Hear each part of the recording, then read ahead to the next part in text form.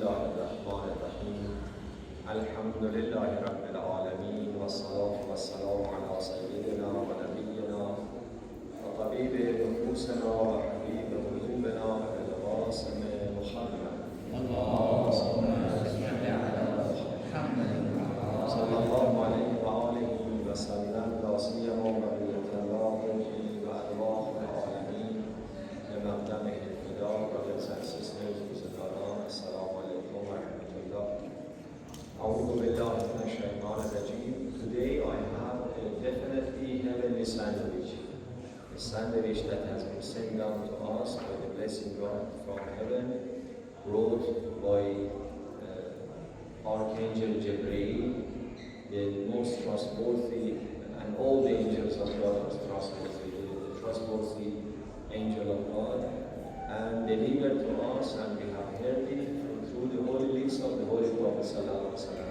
So through a very holy channel, inshallah, let us bless our mouths with the recitation of, or if you like, recitation of this sandwich is consuming the sandwich, the sound of it, that is.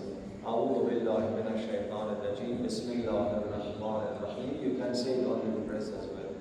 أرأيت الذي يكذب بالدين فذلك الذي يدعو اليتيم ولا يحض على طعام المسكين فويل للمصلين الذين هم عن صلاتهم ساهون الذين هم يراءون ويمنعون الماعون صدق الله العلي اللهم صل على محمد. One of the miracles of the Quran is that the text of the Quran is healing the body. As looking at the sea as beautiful scenes is, soothing and feels good. The recitation of this surah, Surah Al-Ma'un, Imam al-Baqir alayhi salam says that protects you if you recite it. The reason that I picked it up is because of this hadith. Imam al-Baqir alayhi salam says that if you are habituated to recite Surah Al-Ma'un after your Asr prayer, we just finished our Asr prayer, but after your Asr prayer, if you are habituated to recite Surah Al-Ma'un, this short surah, you will be protected from this Asr to the next Asr, from this afternoon to tomorrow afternoon until inshallah you will take the second dose of, so once a day the dose of Surah Al-Ma'un for protection is, and it's a very short surah. And the truth of fact is that nobody knows from now on to tomorrow what may happen to you. Yes?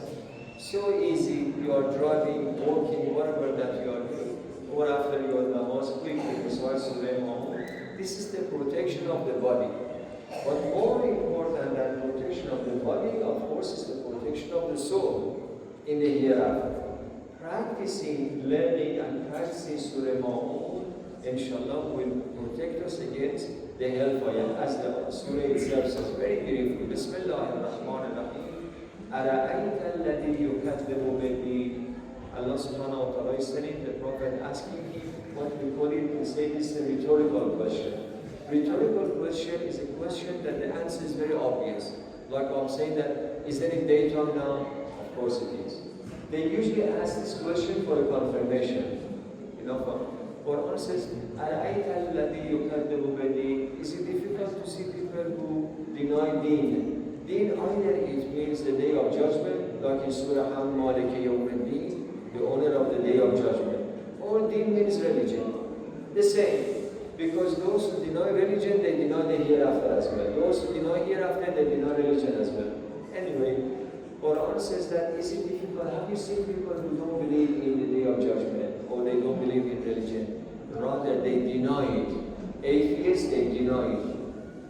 So then Quran says, I'll introduce you to them. You are thinking that when God says that those who deny religion and deny the day of judgment, wants to say that atheists and they are only concerned about dunya and things like that. But subhanAllah, this is the miracle of the Quran. Quran is I'm using this term, maybe it's not the best term to use, but I'm lost with the words. Quran is a very pragmatic book. Quran is not a book of theories and hypotheses. I give you an example. In Surah Al-Baqarah, Allah subhanahu wa ta'ala says that, do you know what the righteous is? Righteousness. Better. Now you are expecting God to define righteousness. But God instead of when he wants to introduce righteousness, mentions the righteous people. Why? Because to God, definitions don't matter much. Theories, hypotheses, Quran is not a textbook of just learning for the sake of learning. Quran is a very practical book. Quran says that don't worry about the definition of righteousness. Are you righteous in practice or not? That's all that matters. لكن البر, but righteousness is من آمن بالله واليوم الله أكبر. Grammatically doesn't make sense. Righteousness is who believes in Allah the last day and then gives charity and all the rest of it. Because God wants to say that definition doesn't matter. What matters is that who is implementing this definition, who is practicing this.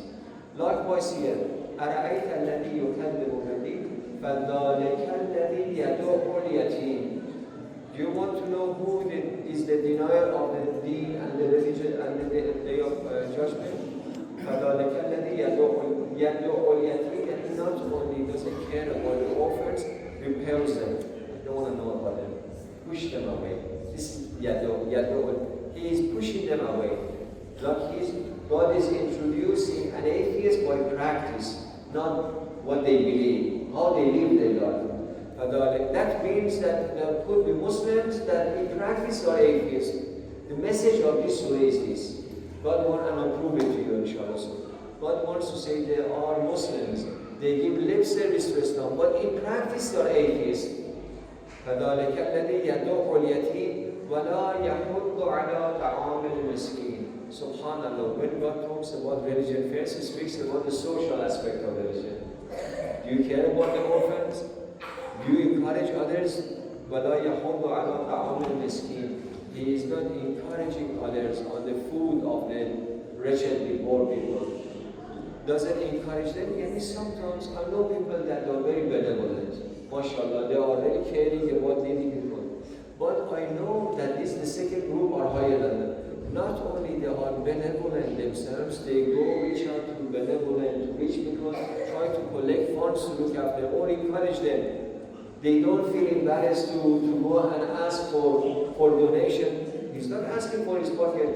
He's asking for donation because he's encouraging the community, members of the community to be benevolent. Quran says that the second group are more rewarding, not just yourself. So, وَلَا يَحُضُّ عَلَىٰ طَعَامِ الْمِسْكِينِ. An atheist in practice is the one who does not go to encourage others to be benevolent, to be charitable. Yes? Atheist in practice. وَلَا يَحُضُّ عَلَىٰ طَعَامِ الْمِسْكِينِ. Then God comes to the practice to worshiping acts. What's that? وَلَا يَحُضُّ عَلَىٰ طَعَامِ الْمِسْكِينِ فَوَيْلٌ لِلْمُصَلِّينَ. Woe to those who pray. Allahu Akbar.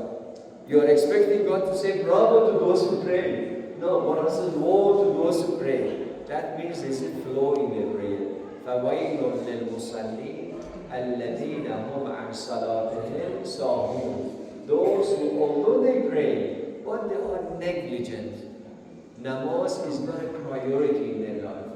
See, there are people that they have abandoned salat altogether. They don't pray. Quran says those are hellbound. Woe even to those who pray, but they have not sitting watching or playing game, but because game is more important for them than namaz or you see that they're postponing their namaz. Because I have to watch this rugby, I don't know, live, I can pray later. Or says, woe to this, shame unto this so-called Muslim who delays his salat without any religiously valid excuse. الَّذِينَ هُمْ عَنْ صَلَاتِهِمْ سَاهُونَ. It means they are negligent. There's a difference between the one who doesn't pray and the one who's negligent in their prayer. عَنْ صَلَاتِهِمْ سَاهُونَ الَّذِينَ هُمْ يُرَاءُونَ. Even if they pray, they come to the masjid because I want to be seen. Yura'un, for sure, to be seen. They are not sincere. Coming to the masjid to pray, intention should be purely for the sake of God. Not because I want to be seen or because I want to have a deal with this brother later on so that he sees me as a practicing Muslim, astaghfirullah. Things like that voids the salah. الَّذِينَ هُمْ يُرَاءُونَ وَيَمْنَعُونَ الْمَاعُونَ. What is the meaning of this one? Is called ma'un. What's the meaning of ma'un? There are different interpretations. The famous one is that ma'un is the leftover. You had your sahari, you had your iftar, you could not finish the food, you see there are some left. Why do you chuck it to the bin? Ma'un is the leftover. God says that first of all, better to share your food with the needy people. At least the leftover, don't be. There are so many needy people that a little bit of bread are in need of it. SubhanAllah, Quran says that there are people who pray. They pray, that means they are Muslims. The Muslims have even practice, even though pray late. But when it comes to the leftover food, they are not concerned to keep it aside, to send it, to give it to the poor and needy people. I forgot to mention, sorry, I kept you long, but I mentioned this and I finish it here. The teachings of the Quran, when it comes to looking after the poor and needy people, brothers and sisters, let us learn the Quran correctly. Maybe I'll mention this another day as well. Quran says, وَلَا يَحُضُّ عَلَى طَعَامِ الْمِسْكِينِ, does not encourage others on the food of the miskin. Almost all translators of the Quran made a mistake here. This is the point of this ayah. They have translated and does not encourage others to feed the orphan. Quran doesn't say to feed the poor people. Quran doesn't say they don't encourage others to feed. It'am means feed. Ta'am means food. What's the difference? God wants to tell us the food that you give to the orphans is their food. I'm not feeding them. I'm giving them their haq. Proof of that, remember I mentioned the other day, part of the Quran interprets another part of the Quran. To understand this ayah, we go to Surah Ma'arij. In Surah Ma'arij, Allah subhanahu wa ta'ala says, وَفِي أَمْوَالِهِمْ حَقٌّ لِلسَّائِلِ الْمَحْرُومِ. Part of money that comes to my pocket, part of it is haqq, is the right of the poor and needy people. God has entrusted me and put it in my pocket. So when I'm giving it to them, I'm returning their haqq. I'm giving their right to them. I'm not feeding them, I'm not doing them any favor. I'm doing favor to myself and to my soul. Otherwise, I'm a thief. You trust me, say Sheikh Mansour, this money with you, when you go to can you please give it to that person? If I give it to my pocket, or if I return it to them, that's the least you're expecting. Is I entrusted you to give it to this person, it's his. So Quran says, don't think that you are feeding the orphan, feeding the poor people. You are giving their haq to them. My friend, it's yours. I'm just passing it to you. God entrusted me. May Allah subhanahu wa ta'ala bless us, inshallah, to be practicing Muslims and practicing of those who pray, inshallah, as well.